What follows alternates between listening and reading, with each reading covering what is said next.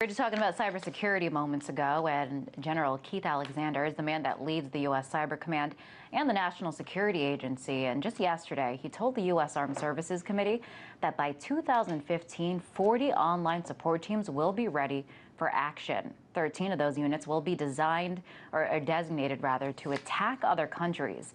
This after highly publicized cyber attacks on American companies and military computers. To talk about all this, I'm joined now by Andrew Blake. He is our web producer here at RT. Hi, Andrew. Hey there, Liz. So 13 teams for offensive action. What kinds of action are we talking about? That's a really good question, because keep in mind, this is news coming from General Keith Alexander, the head of the NSA and the head of the U.S. Cyber Command. The NSA is the same agency that won't even tell Americans if they're being spied on. They won't even admit how many Americans they're spying on. They're one of the most secret organizations within the United States government. So we're not actually hearing a lot about what they're doing. And on top of that layer of secrecy, what we know about the U.S. cyber offense attacks goes back to an executive order, not the cybersecurity executive order, but a policy directive signed by Obama last year, Presidential Policy Directive number 20, actually. And it's been a few months, and it still remains classified. And we really don't know what it says, other than what we learned from a Washington Post report a few months ago that said it's the most aggressive cybersecurity directive ever signed by a president. So we know that the United States can and likely will do whatever they can, and they have now soon 40 teams that are going to be doing this for them, 13 offensive, 27 defensive ones. Are they going to be sending out viruses like Stuxnet and Flame, or are they going to be just taking kind of like preemptive strikes against adversaries that could be waging attacks on the U.S.? You mentioned this preemptive strikes because just what we can glean from the name 13 offensive actions, that means that it is not defensive. So the U.S. doesn't sound like they're gonna, planning on waiting around for something to happen and strike back. This is taking initiative. That sounds like U.S. starting this cyber war that they keep saying we're going to get hit with. We keep hearing that we're already in a cyber war and that the threat of a cyber war is more and more imminent. And depending on if you hear it from President Obama or someone from the House or the Senate or the NSA even, we're hearing all sorts of different information about how severe these threats are. Just this week, last night actually, speaking to ABC, I believe, President Obama said in an interview that hasn't aired yet that these threats are definitely being ramped up and they're very serious and we need to do something about them. And it looks like the way we're going to handle that is just to actually go ahead and not just nip it in the bud, but to start striking these countries before they even have the opportunity to fathom attacking us. Like, it's no surprise that we have a very, very strong military and very, very strong cyber command. And cybersecurity, as we can see by this initiative, is on the top of the agenda. And we're using this term cyber war, a relatively new phenomenon.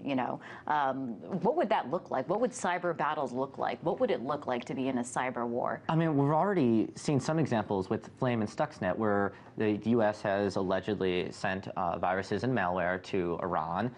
It's been intercepted inside of Iranian nuclear facilities, and those viruses have made those facilities go haywire. We've actually been able to shut down parts of like Iranian nuclear enrichment facilities with just a little line of computer code. We're seeing allegedly Chinese hackers coming after us and stealing billions of dollars every year in intellectual property. Iranian hackers are trying to ravage financial websites in the United States. There's all sorts of things that could happen. One example, like if you take off the power grid for one city, let's say you are able to take down the street lights of Manhattan. That havoc right there it can destroy everything. And from there, if you combine that sort of attack with any sort of biological warfare, any other, not just a cyber 9/11, but can you imagine if New York City was shut down, if you weren't able to go through the streets, if there was nothing but stop and go from, well, I guess it kind of already happens, but imagine if there were no traffic lights, no street lights, a blackout in New York City, and then on top of that, we had 9/11 happen again. So really, it's really destructive by itself if you use these cyber attacks to their full potential, at least the way you can kind of hyperbolize to how drastic it could possibly be. But when you combine them with other real-life, off the internet attacks, the end result could be truly devastating. Wow, yeah, sounds like pretty scary stuff. Now these teams are getting ready, or they won't be ready until 2015. I guess why 2 years? What are they doing in that time? That's a good question. And President Obama has been urging Congress since he entered office in 2009 to go ahead and do something. He just passed that executive order recently, which just sets up a framework so that the DHS and the private sector can share information, share threat information, so that the government and private businesses can actually work together.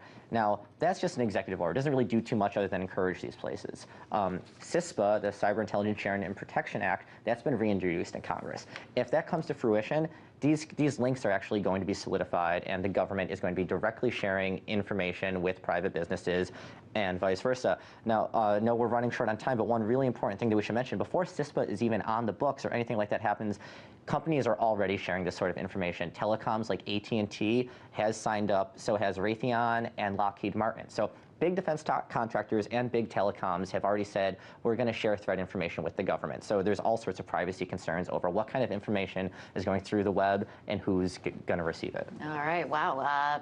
Thanks for that, Andrew. That was RT Web producer Andrew Blake.